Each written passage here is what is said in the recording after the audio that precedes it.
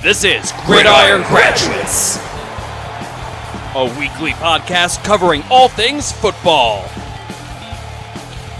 Episode number 56, Fake News, recorded January 11th, 2017. Hey, what's going on, all you fine cats out there? Bill said hit you guys back up on another edition of GG. How's it going? Welcome back. Sorry we missed you last week, but we're back and ready to go, and always a good time. And you know, my man Ian Wharton, he's fired up, ready to go as well, I'm sure. Oh, absolutely, man. It's last 2 weeks of the NFL season. College football is all wrapped up, so it's full go draft season for a large majority of the NFL too, and so that's it's really one of the best times of the year. Yeah, no doubt, man. It's definitely a bit bittersweet because you know there's only so many games left. I think seven meaningful games. So bit of a shame, but you know it just means we'll be talking draft soon and a lot of good stuff. So it's never ending. You know the games may be ending, but you know there's still obviously a lot to talk about. So definitely a lot to look forward to. Yeah, I think we'll kind of jump right into it because we've certainly got a lot to go over, you know, a lot we want to touch on. We'll start with some coaching news, actually, and then we'll get to some of the games in a little bit. But we got some coaching news to talk about since we last talked. You know, you had obviously all the firings and whatnot, and now 3 teams have filled their spot. So to recap, of course, Buffalo fired Rex Ryan, and then Anthony Lynn took over as interim. And now they have just hired Sean McDermott, the Panthers offensive coordinator. He'll be their next head coach. Then you had Denver, who had Gary Kubiak retire, actually. They just hired one of your former boys, Ian Vance Joseph. So I'm curious your thoughts on him. And then Jacksonville decided to take the interim tag off of Doug Marrone and make him the permanent head coach. So that still leaves, as I go through off the top of my head, the Rams, the Chargers, and the 49ers left for head coaches. And the 49ers, of course, are still looking for a general manager. So, yeah, so some interesting choices. We knew Vance Joseph was certainly a favorite of the Broncos. They tried to grab him last season to be their defensive coordinator, but the Bengals blocked him, or at least when he was still with the Bengals a couple years ago. So, not too much of a surprise that Joseph lands in Denver. McDermott, we knew he was an up-and-coming... All right, go ahead. Oh, sorry. I was going to say my only surprise with that one is that they went a defensive head coach instead of Kyle Shanahan to pair with Wade Phillips. That's what it seems a lot of people thought was going to happen, yeah. Yeah, it'll just be interesting to see what happens with Wade. But I like Joseph, though. Glad he got that chance. Well, kind of talk, because, you know, obviously you followed him a little bit with the Dolphins. What kind of coach do you think he is? You know, what does he bring to the table? You know, how can he help the Broncos? Yeah, I mean, I think he's going to be good for them in terms of getting guys into the right position to succeed. And Wade does a lot of that, obviously. Schematically, Wade's going to be handling that if he's there. There's still a little bit up in the air of whether Phillips will stay or not, but I think he'll probably try to. It would be a little surprised if he left. Such a good situation for both him and the team. But he develops young players well, has a good track record with that.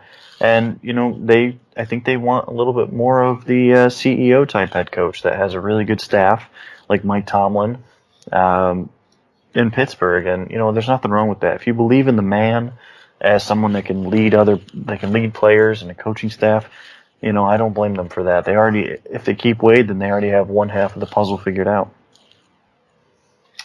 And there's talk that Mike McCoy could potentially come back to Denver as the offensive coordinator. This was before he was hired as Chargers head coach. so he might go back to join Vance Joseph. Sean McDermott, of course, was an up-and-coming head coaching candidate last year, got some interviews. Now he's finally getting his shot. He's going to lead the Buffalo Bills.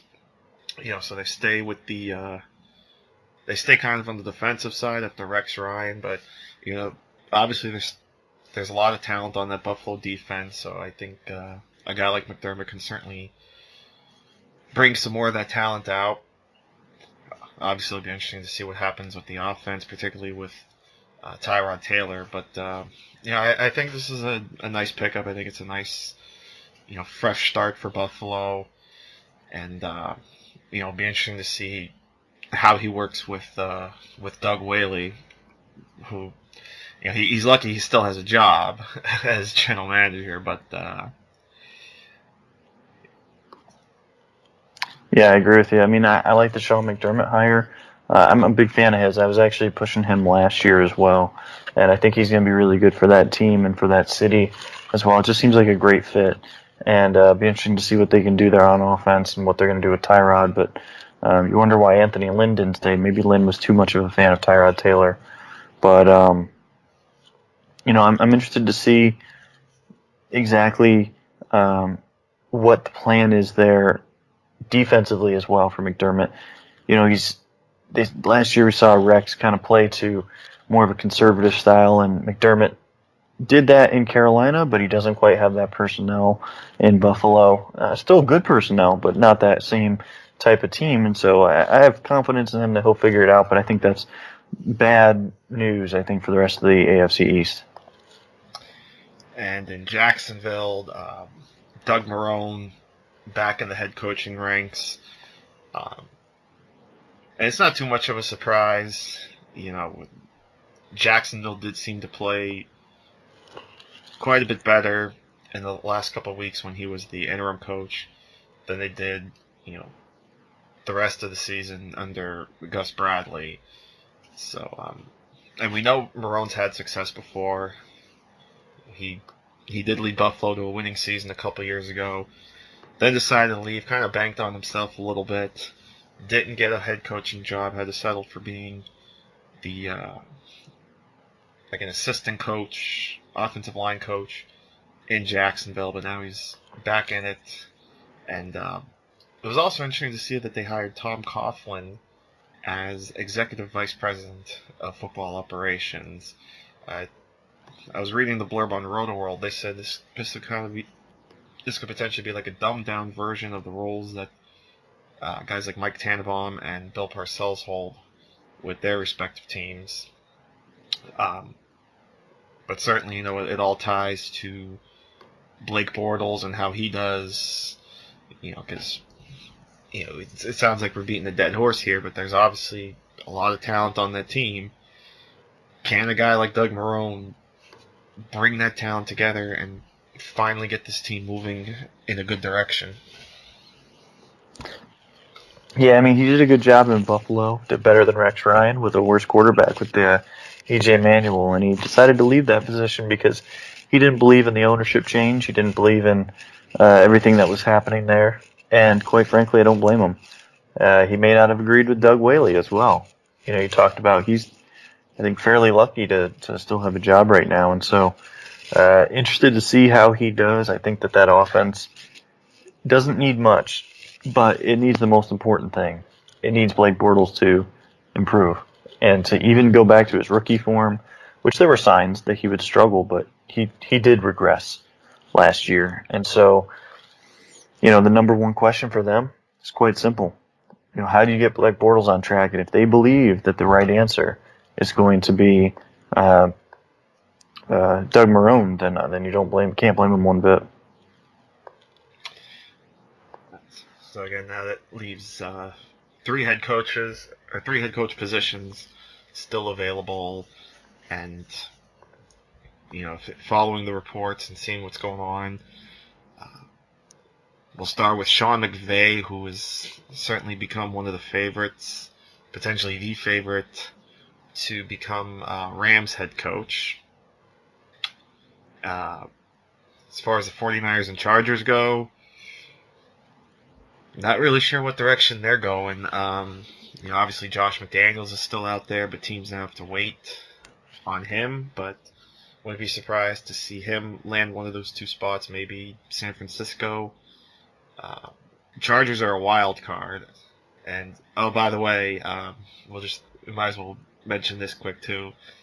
We are recording this on Wednesday night, a little bit after Schefter broke the news that they will now be the Los Angeles Chargers.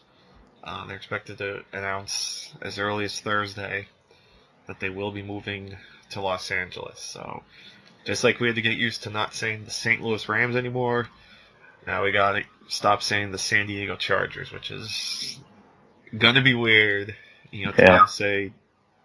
And it's so weird. Like, I just tweeted before we recorded too. It's like so weird how quickly this all happened. That we went like 21 years without an LA team, and now all of a sudden we have two. Yeah. I mean, I feel bad for those fans. They better go back to their throwbacks at least every game for making those San Diego fans suffer like that. LA is a bad sports town in general, and now you've got two teams that aren't particularly good, and that just fired their coach. And in the same city, and I don't think it's going to do well. The Rams did not do well last year in terms of the fan participation. So I don't know why they think this is going to work with two teams when it really didn't work with one team. And I think the writing was pretty clear that if any team was going to go, it should have been Oakland. I think like the Raiders would have made more sense than anybody. But, hey, the NFL is greedy, and I think that they let a lot of their money and their projections get in the way of what is kind of common sense. And so I'm sorry to the Charger fans. I'm sorry to the Rams fans. It shouldn't happen like this.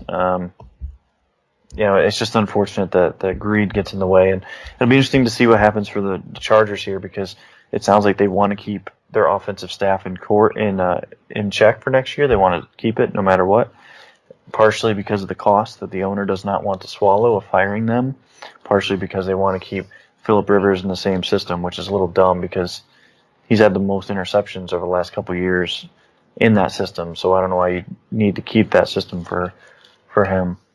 He's going to do well no matter what, so even with the interceptions, he's still a good player. So, considering that, it sounds like that from what Albert Breer said earlier, that it's possible Josh McDaniels will take the San Francisco job.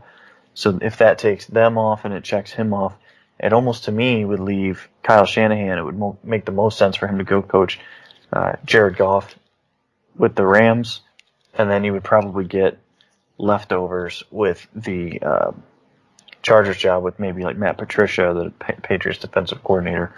I think that would make sense. Obviously, Shanahan going to the Rams, that's something I pointed out earlier that would make a lot of sense. So it would be interesting to see, but McVay would be interesting too, because I know there's a rumor that McVay would bring Wade Phillips possibly as a defensive coordinator. That would be pretty intriguing. I don't know about McVay being ready for a head coaching job yet, but schematically he does do very good things with the Redskins. Yeah, and if he's able to get Wade Phillips, I would be so excited to see what he can do with Aaron Donald. Yeah. That would be fun to watch. For sure. That's crazy, though, to think. Sean McVay is 30 years old, I think? He's really young. Like, I think he'd be the youngest NFL head coach. He would definitely be the youngest, yeah. So he's maybe in history, so. He's only like 4 or 5 years older than I am. That's why I think it's more of just an interview. I cannot imagine him actually getting that job. But I don't know. It'd be shocking just in the sense of the age, and we saw last time when a super young coach was hired, with Josh McDaniels, how poorly that went. Yeah. So I do think that you need to be a certain age and have a certain experience to connect with athletes and to be respected by athletes. You can't have players older than you. I don't think that's a good thing. But I tell you what, I think it would be cool to see Shanahan with the Rams. Obviously, Shanahan has a history of bringing out the best in mediocre talent. Look what he did a couple years ago with Johnny Manziel. That he made the Browns' offense look actually pretty decent even with Manziel at quarterback. So now you give him a young gun in Jared Goff, who clearly is a much better quarterback. Let Shanahan develop him, let him build an offense, and clearly it would be a much better offense than the boring stuff Jeff Fisher had. So you'd be able to utilize Goff more, you'd be able to utilize Todd Gurley more. Even Kenny Britt had a good year last year. So Shanahan, I think, would be a really nice fit if he lands with the Rams. So it'll be interesting to see down the line. Looking forward to it. And it'll certainly be interesting to see how the Rams and Chargers now kind of share the LA market. So, and for Eagles fans, listeners out there, this now means they'll make 2 trips to LA in 2017 as they'll visit both the Rams and the Chargers. So get those. And technically, just like the Rams are returning to Los Angeles, technically the Chargers are returning to Los Angeles as well, even though they were only there for one previous season. Yep. It's kind of like a homecoming, I guess. Yeah, it's just bizarre. It's so weird. I just hate it. I hate it for NFL fans. I hate it for those respective cities. Oh yeah, you definitely feel bad for sure. So. If I'm San Diego, I don't know why they didn't move to St. Louis. I feel like St. Louis would have had a better job. Like, would have had a better, more attractive offer than Los Angeles. Because they're going to be playing in, like, the Galaxy Stadium, I think. Yeah. Like, come on. That's going to be terrible. The all-22 on that is going to be horrible. Like, just selfishly, man. Watching the coaches tape is going to be brutal. Yay. So speaking of watching, let's jump into stuff we actually did watch over the last couple of weeks. Some of the games. We'll start in the NFL. We had Wild Card Weekend, and boy, did it stink. Yep. We knew the first game was going to be pretty bad. We didn't expect all 4 of them to stink. I mean, it's crazy to think that not one game was decided by single digits. I mean, the Giants-Packers game, for a little bit, was pretty good. But then all of a sudden, Green Bay just ran away with it, and it got ugly quick. And it ends up being all chalk. All the home teams won. So it's all chalk for the divisional round. And at least this weekend's games on paper look much better than what we had last week. Well, except for one game in particular that's likely going to be a snore fest. But the other 3 look like they're going to be quite good. Yeah, the wild card rounds the last couple of years, I think in general, have been fairly poor. And once you get to this level of the playoffs, the divisional round and the conference round are much stronger. This just kind of speaks to how the NFL is right now. It's a very weak league, I think, overall, and you can say parity. I think there's a lot of bad teams. And I think that there are several bad teams that made it to the playoffs this year, and we saw the results of that. Even the best game that should have been Green Bay versus the Giants really wasn't that great of a game. Past the third quarter, it was pretty much over for most of the game. So it'd be interesting to see. I really like the matchups of the Steelers and Chiefs, Packers, Cowboys, Seahawks, Falcons. I think those will be 3 great games with a lot of games inside the game. If that makes sense. There's a lot of matchups that are going to be very key and critical to the success for all the teams involved. Texans Patriots will probably just be 30-point blowout. So, I mean, that's literally, I don't even think that's a watchable game for anybody. I think honestly, I think the Patriots could start Jimmy Garoppolo and win that game by 2 or 3 touchdowns. So, we'll see. Playoffs doesn't always work out the way you think, but yeah, I think these are 3 tremendous games with just really good coaches. Every team left, I think, has a really good coach, except for the Texans. And not even saying Bill O'Brien is not a good coach. I just don't think he's done a great job. I think he's been borderline horrible when it comes to managing his personnel on offense. Overall, I don't think he's a bad coach, though. He has taken advantage of a bad division, but it'll be interesting to see the rest of the games for sure. And let's not forget that the Patriots beat the Texans this season 27-0. and that was with Jacoby Brissett as the starting quarterback. Yeah, so just imagine what a Hall of Fame quarterback will do to them. That's why it's good that this game is Saturday night. We can go to bed early if we want to, because that game's probably going to be over by about 9 o'clock. Yep, and we said it a couple times throughout the year, but this is one of those games. One of those games where you just got to say, hey, honey, I'd really rather spend tonight with you instead of watching the game. Get those brownie points. That's right. Saturday night's Saturday night's the night, guys. Don't need to do anything else because there's really nothing else going on. And unfortunately, the wild card weekend wasn't all that swift. The college football semifinals wound up not being that overwhelming either, especially the Ohio State Clemson game. I mean, the Alabama Washington game is kind of like the Green Bay New York game. It was good for a while, and then it got pretty ugly. Alabama ended up pulling away. And then, of course, Clemson just beat down Ohio State bad. But then, boy, that championship game, what a finish. Yeah, it was. It wasn't a great game for a lot of it. It was just very sloppy. If Alabama had a good quarterback, they probably win that game by a couple touchdowns. But Jalen Hurts had really one of the worst performances I can remember in a national title game or even in a college football playoff game. Like that, he was atrocious, and I feel bad saying that.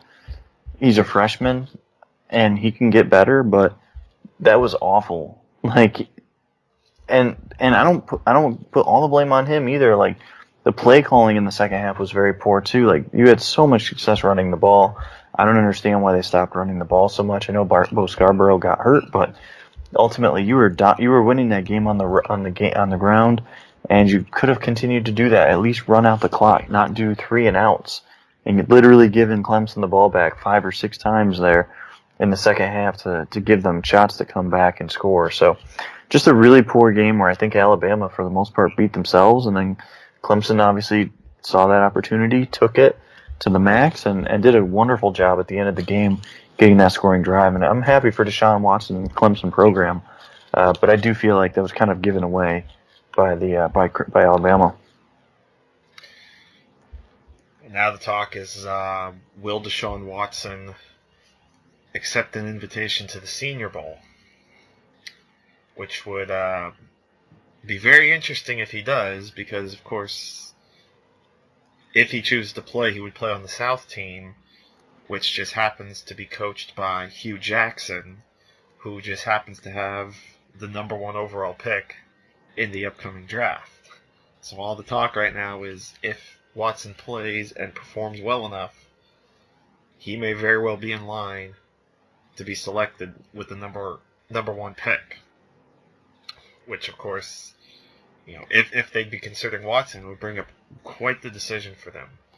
Do they take Watson now, or do they take, I know the guy you obviously think is the best player, and the guy a lot of people think is the best player in Myles Garrett, and kind of gamble that Watson would still be there when they pick a 12, or if they choose to move up a few picks if Watson starts to slide a little bit, knowing that, of course, there are a couple QB-needing teams pretty much right behind Cleveland. San Francisco at 2, Chicago at 3, the Jets potentially at 6. So it'd be quite the decision for the Browns if all this transpires. Yeah, for sure. I don't know about Deshaun Watson going number 1. I know some people are sold on him. I think he's a good player, and I think he's going to have success in the NFL. But I don't think that he is number 1 pick. At least material in terms of our traditional thought pattern of what a number 1 pick should be. I think he'll be like an Andy Dalton, maybe a little bit more dynamic because of his legs type of runner. Or a type of quarterback, I should say. In the pocket, he really struggles, even in a way that Dalton does. Drops his eyes a little bit, panics against pressure in a very similar way. Now, can he get better? Yes. Do I have questions because of the scheme? Yes. Can he do more than what the scheme asked him to do? Very possibly. But I'm not sold on him. He's actually probably my third quarterback this year. But there's going to be a lot of options, and there's a lot of good playmakers in this class, not only on offense but defensively. And so we're going to see some pretty crazy results, I think, when the draft comes, because so many of these teams need impact players, and impact players matter. So impact players are quarterback, depending on like truly elite wide receivers or running backs. We have a couple of those this year. Cornerbacks, defensive end / outside linebacker, edge rushers, and playmaking safeties. So we've got a little bit of all those, and we've got a lot of good linebackers too. So just really, really shaping up to be a really great offseason. I can't wait. Whether he's there, and I mean, I would love to see him at the Senior Bowl, but if not, there's still going to be certainly a lot of talent. I'm excited. Like, hard to think that in 2 weeks I'll be there. Man, it's just crazy how quickly it's coming. Um, actually next weekend I'm leaving, and by Sunday I'll be in Mobile, and I look forward to seeing so many people, and there's just gonna be so much talent. I don't even know like where to start as far as who I want to watch, who I should be looking out for. So I'm definitely open to suggestions. If you guys have players you want me to check out, let me know. If there's or even any analysts you want me to talk to, get some thoughts. I'm open for suggestions to what to do down there. Because obviously it'll be my first trip, so I'm just looking to have a good time, obviously, and very excited to be going down there. It's going to be a great time. And, it's coming up quickly. Make sure you check out Saucy Q's is a really good restaurant for barbecue. The barbecue down there is really great, and a lot of good opportunities. So make sure you guys take advantage, because there's going to be some really good interviews down there. There'll be guys after practice that are just kind of hanging out and just kind of waiting for someone to interview them. And, you can get a lot of good, just quick talks from folks, having a game plan and being familiar with who they are. And, even if it's not on record, just kind of saying, hey, how's it going? And how's the week going for you? And, that is a very simple thing, but it's a way to get comfortable down there for folks trying to break into the industry. Good stuff.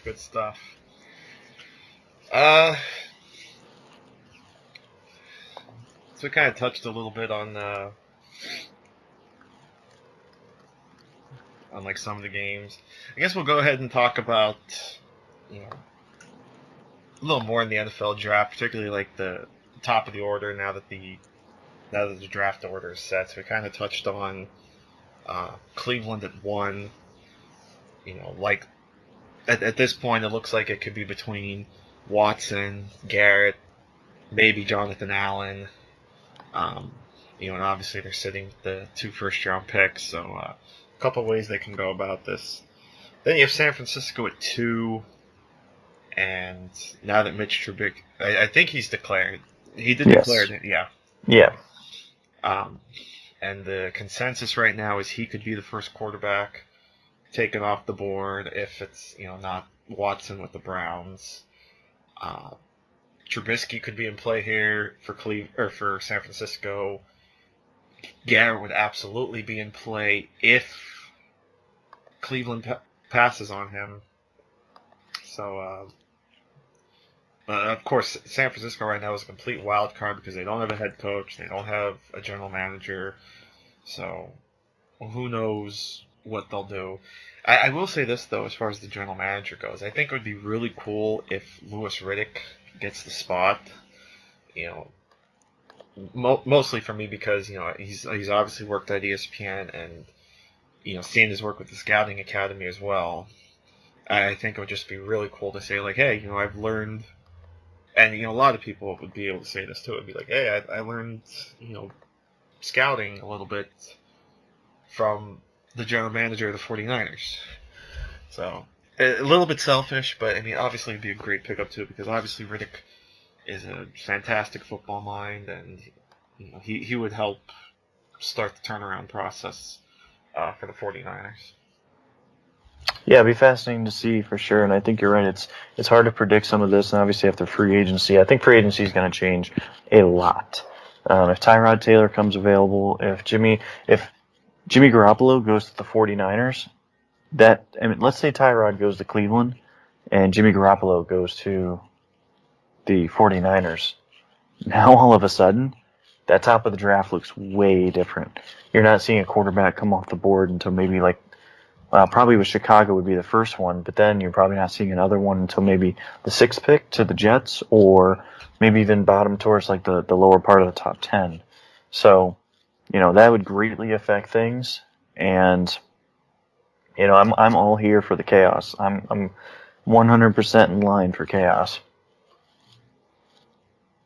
Chaos is always a good thing. It is for us, at least. Yeah, it gives us more to talk about.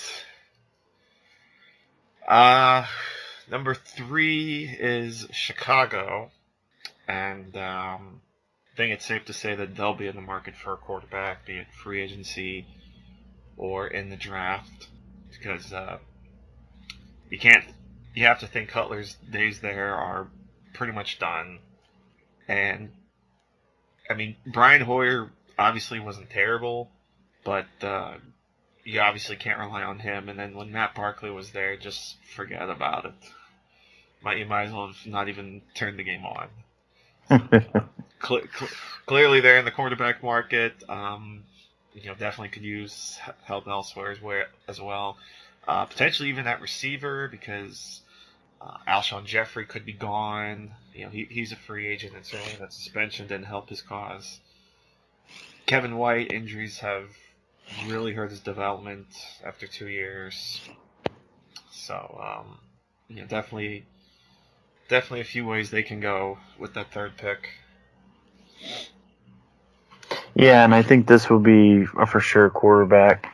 Again, though, that could change. I mean, who knows? This staff is pushing to win right now, so maybe I'll be totally wrong in that. But I do think that the common sense would say that they're going to probably take a quarterback, take a high impact player with that 3rd pick. But again, though, that'll be interesting to see if maybe a guy like, maybe not Tony Romo, because Romo I don't think would be a great fit for them. But I guess I could see it if they are really trying to win next year and John Fox feels like he needs to save his job. Then I suppose that would make some sense. I don't know if he'll have the same interest, though. I mean, I think Denver would make a lot more sense there. But yeah, the gut feeling here would definitely be quarterback. And of course, John Fox and his crew will be in Mobile coaching the North team at the Senior Bowl, so we'll get a chance to see his crew in action. So that's why I think it's interesting. It'll be cool seeing the coaching staffs, especially Hugh Jackson. Yeah, I know I keep going back to the Senior Bowl. It's just an exciting time with that. But Hugh, I'm definitely looking forward to, and Fox. I mean, I guess they're going to stick with the Browns even after all the firings they've done. I mean, at least they still have their head coach in Hugh Jackson. So that's probably the main reason why they're going to stick with the Browns. So yeah. So then we got the Jaguars at 4. Yet another top 5 pick for this team, and like we talked about, Doug Marrone, now the head coach. They are sticking with their general manager. So yeah, Dave Caldwell, which is really surprising. The name slipped me for a moment, but yeah, Gabe Caldwell an extension. Super surprising. I mean, I just don't understand. Like, you're going to give this guy another first-round pick to potentially miss on, the top 5 pick to miss on. I don't think he will this time, by the way. I think he'll take a running back, and I think he'll take Dalvin Cook, and I think that'd be a fantastic choice. But, I mean, I just don't know why you just don't start anew. That would be a fun pick, Dalvin Cook to the Jaguars. But I can certainly see it. T.J. Yeldon hasn't quite panned out. I mean, injuries have hurt him. Yeah. And, not Corey Ivory, but Chris Ivory, free agent signing. Yep. He was a big money deal, but I mean, you can easily escape that contract either this year or next year. Money is not an issue for that franchise. They've got tons of cap space, tons of opportunity to rid themselves of potentially bad signings. And they signed these contracts pretty well. I mean, they did a good job of structuring these deals so that they can get out of them quickly. But they don't have anyone on the roster at running back nearly even as close as talented as Dalvin Cook. So I think it makes too much sense. And then rounding out the top 5 is Tennessee. Boy, did they come out good on that trade with the Rams, huh? Yeah, definitely. 9-7, nearly a playoff team, and they end up with the top 5 pick. And early mock drafts that I've seen have them taking Mike Williams, which I think would be a fantastic pick, because Marcus Mariota throwing to Mike Williams, all of a sudden now you have an explosive offense. After seeing what DeMarco Murray did, reviving his career, the pieces are there. The pieces are starting to be there for the Titans. I think Mike Williams would certainly be one of those finishing touches that could really help this team take that next step and potentially make them the favorite in the AFC South next season. Yeah, for sure. For sure, I agree with you. I think a wide receiver makes a lot of sense there. Cornerback makes a lot of sense there. Maybe even a linebacker, Reuben Foster, would make some sense there. So I think they can go a lot of directions with this. I have a tough time seeing a bad direction for them of realistic possibilities. They're a team that needs the help for impact playmakers. And guess what? 6 is the perfect spot where a lot of quarterbacks may go in the top 3. Where you can land one of those types of players. So you're right, the trade has really worked out wonderfully for them, and not quite as much for the Rams. Yeah, how painful must they feel knowing that they handed over a top 5 pick? It's definitely tough. I mean, they need to see more from Jared Goff. Goff had a rough rookie season, but it just makes it really hard for them to rebuild and to get Goff the pieces that he needs around him to succeed. Yep. And just kind of running through the rest of the top 10, you have the Jets at 6. You'll have, I believe, I was about to say San Diego again. See, I'm already... It's going to be so weird now to say this. But you have the Chargers at 7, the Panthers at 8. I know some mock drafts, and again, obviously mock drafts are very fluid, but it's certainly a fit I can see. Leonard Fournette to the Panthers. Jonathan Stewart's obviously getting up there in age. He's battling injuries. They could use a 3-down back. So, Fournette, I think, could fit there. Certainly some other pieces they could use. But, that's just one of those thoughts that has been sticking out to me. Since this draft season started, was Fournette being pegged to the Panthers. Yeah, it's a selfish wish because really they don't need him. He would be kind of a luxury. Now, granted, he'd be a great luxury, but I really want to see that. I wanted to see Derrick Henry there last year. This year, all I want for next year is to see Leonard Fournette with Cam Newton. I just think that would be really fun football. Yeah, no doubt. And, it would certainly build them right back up to where they were a couple of years ago. Obviously, not to 15-1 level. Yeah. But definitely more competitive on offense. Absolutely. Yeah. Now, defensively, they do need a playmaker, and so maybe they opt to go in that direction. But, again, I would like to see, selfishly, get as much help as possible for Cam Newton. And you can't do much better than Leonard Fournette. And then what do you got? The Bengals at 9 and the Bills at 10. Bills in play for a quarterback. I know there's a little bit of smoke already there with that 10th pick. Yeah, I mean, I'm not sure that they can afford to not be looking at top quarterbacks. Cardale Jones is a 4th-round pick.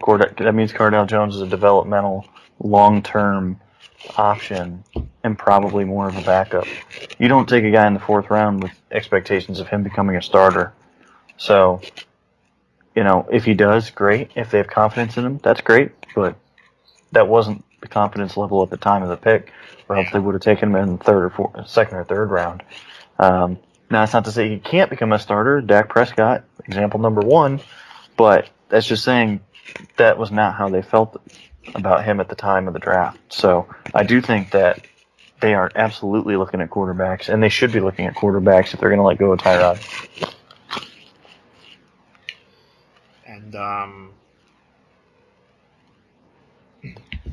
I was happy to see that Cardale Jones did get a little bit of playing time in the regular season finale against the Jets. Because we talked about this on the last show, how strange it was that they started EJ Manuel. But at least they got Cardale in there. Now, granted, that was because EJ predictably stunk up the place. But, at least Cardale got his reps. But, you're right. They have to, if they don't bring Tyrod back, they absolutely have to look quarterback, especially now that they have a new head coach. So, and depending on who the offensive coordinator is, so that'll be interesting. What the Bills do at 10. Yeah. Then, yeah. As I bring up the draft order right quick.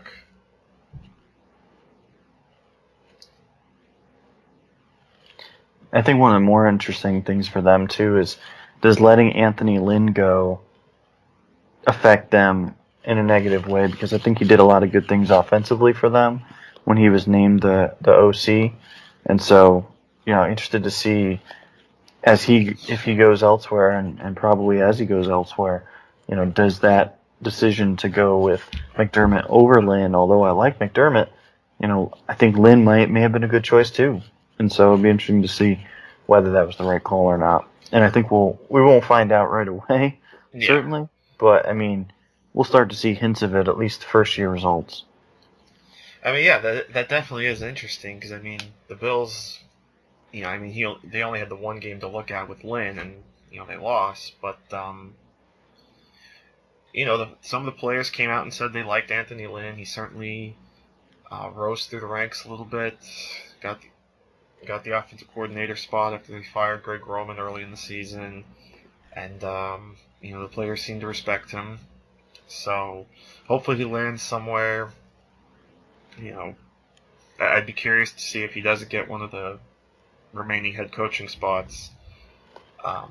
If maybe Buffalo brings him back, if McDermott asks him to be his OC, but that remains to be seen. And I will say this though, real quick on some of the coaching news, because it seems like the carousel's kind of died down a little bit. But I'm really surprised to see that the Colts held on to Chuck Pagano and Ryan Grigson. Yeah. Yeah, there were rumors that he was looking into other people, but maybe he didn't find the right upgrade that he wanted. But yeah, I'm with you. I just don't understand, what does this team have to do for them to get fired? It's feeling like Jeff Fisher all over again. It's like, I don't understand. You have Andrew Luck, and you can't build a competent team around him, and you have a full amount of assets. It's not like they've been totally strapped for cash. Yeah, they've given some bad contracts out, and so that's hurt them, but that's their own doing. Mm-hmm. Draft assets-wise, they haven't been spending those well, and so I don't understand for the life of me, does Chuck Pagano have incriminating photos of Jim Irsay? We wouldn't be surprised at that because Jim Irsay is pretty reckless, it seems, but, I don't understand. I'm sure he's a good man, and we're all happy that he is successfully recovered from cancer, but, at some point you got to win football games. And when you're outcoached weekly and you aren't winning one of the worst divisions in football with one of the better quarterbacks in football, that's simply unacceptable. Having a good quarterback is like a cheat code in the NFL. basically a way to win a division or win a wild card almost every year. And Chuck Pagano's been getting a free pass. Well, he hasn't been getting a free pass, but I feel from ownership they're just not holding him as responsible as they should. Mm-hmm. Yeah, someone brought up a great point on Twitter. I saw they mentioned how Indy went 8-8 for the second year in a row, and this year they actually had Andrew Luck for pretty much the entire season, whereas last year they had Is that Matt Hasselbeck for games, and this year they also had Frank Gore healthy. It's like that. It's like this. Yards. Yeah, I mean this team had options. Like they had talent. T.Y. Hilton led the league in receiving. Yep. Like I don't. It's unbelievable. Like it really feels like there's no way that a team with as much talent as it feels this team has, how they can go 8-8. Yeah. In this division, and even some of those games were like kind of, some of those games they probably should have lost, and they squeaked them out. Because this division was clearly winnable for them. There's no doubt. Yeah. 9-7 once again took this division, and although if Tennessee didn't, stumble against Jacksonville in Week 16, they win the division at 10-6. But again, with like you said, with Andrew Luck at quarterback and the weapons he had to throw to. But I mean, I guess it's also saying something that Jack Doyle was their second leading receiver. Now, granted, Dante Moncrief had injuries they were battling with. But it also goes back, you said about some of the draft picks that haven't panned out for them. Philip Dorsett, where's he? And he was a first-round pick. Not hearing much of him. Totally unnecessary picks, and the thing is like you could almost argue that they could use another receiver because Dorsett hasn't worked out, and some of their signings haven't worked out. It's like, their mind's been in the right place at times. You want to give Andrew Luck all these weapons, but they made a pick that didn't make any sense. I mean, I know people liked Dorsett. Nobody liked him that much. Nobody thought he was that great, except for them. So, it just speaks to an issue, a culture issue there, a scouting issue there, how they value players and how they evaluate players just is completely off, and it's bad process. And the longer they keep it, the more issues they're going to have.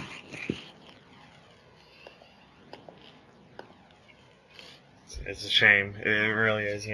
Grigson had that good first draft, obviously with Luck, and then grab some talent after the Luck pick, getting the 2 tight ends. But obviously now one of those tight ends is gone with Fleener in New Orleans. It's a shame for the Colts. There's so much potential there, and it's just extremely capped right now. So, and where they sit, they'll have either the 14th or the 15th pick, because the Eagles and Colts will actually have a coin toss for that 14th pick. And then the Saints, sitting at 11, there was obviously the rumors about them with Sean Payton, and the rumors that, would he go to the Rams? At this point, that seems to have died down, but I feel like next season is a make or break for the Saints as well. I think if they don't start to turn it around next season, it could be the end for Sean Payton. With Drew Brees getting up there in age, might be time for a turnaround in New Orleans as well. Yeah, I'm surprised that nothing really moved with that. I mean, it's like the 5th straight year where we've heard rumors of him actually moving on, and he doesn't. Died pretty quickly. So, I agree. I think he's another guy that really needs to face the heat. And it's cool that he puts a great offense out there, but they don't put a good team out there. I don't really understand, what they're doing. And they need defensive talent, and they just continue to not get it. And they've been slowly adding it, but it's just not quickly enough. Who do you hold responsible down there? And someone needs to be responsible. So, So it'll be fun to watch. With some of these teams going into the off season, and yeah, I think that's a good place to end it. Definitely, it's just crazy how fast all this time goes and how much info we were able to get out there. Yeah, for sure. And it's a long draft season, and it's a lot easier to kind of project guys right now while we know like the first 20 or so picks. But we still have underclassmen declaring and going back to school. So, Yep. in the next week or so, we're going to get a full picture of that. Yeah, I believe next week they'll release the official list of I believe it's the 18th is the deadline. yeah. So if you are an underclassman wanting to get your name in the pool, now's your time. Yeah, for sure. And of course, speaking of the draft, real quick before we head out, just want to give a shout out to Ian and promote his draft guide. I know you've been working real hard on it, and I'm sure you're excited to get going on that and release that as soon as you can. So if you guys listening out there, definitely check it out when he's done. Especially his quarterback charts.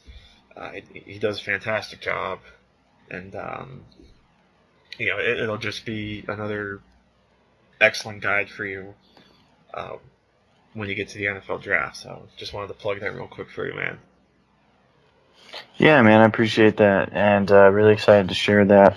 Grinding away at it, got a little bit of a new format this year, a little bit cleaner, a little bit less verbose. Should be really good stuff, and I've been cruising through it. Thankfully, I watched a lot of college football last year. I mean, I watched a lot of college football every year, but a ton this year. Took a lot of notes, and so some of these guys, I've just needed a little bit more of a refresher on. But these things are turning out pretty well, and I think it'll be probably about 175 to 200 players, somewhere in there. Looking for $5 for a digital copy, and I'll get that stuff set up here before too long, and hopefully by April 1st that'll be out. It's a fluid date, but that's definitely the goal. I'd like to get it out. Awesome, man. I wish you the best, and I'm sure it's going to turn out fantastic. So good luck with that, man. Appreciate it. Yeah. And then for me, of course, obviously non-football related, but planning to push some brackets out soon as well. College basketball, obviously, knee-deep in the conference play. It's Selection Sunday already. It's only about 2 months away, so we're already kicking into the high gear. So, got to be fun. A lot of stuff coming up, and hope you guys are along for the ride and enjoying it. So, yeah, and as always, we definitely appreciate all the listeners and whatnot. We really appreciate you guys checking us out and enjoying, and all that good stuff. So it's always fun to come on here and chat football, and yeah, it's a fun time. Yeah, man, appreciate it, man. It's look forward to our next chat, and we'll have a good look at the real Super Bowl contenders here soon. Yeah, it's crazy to think when we talk next week, we'll be down to the Final Four and getting close to making Super Bowl picks. And then the week after, we'll talk Senior Bowl. I'll be in Mobile, and we'll be talking Senior Bowl and Super Bowl. And it's crazy how fast it's going to get here, man. So, yeah, thanks as always, bud. Really appreciate it. Yeah, man. Likewise, buddy. Yep. So with that, we're going to head out. And thanks for listening. Enjoy the games this weekend.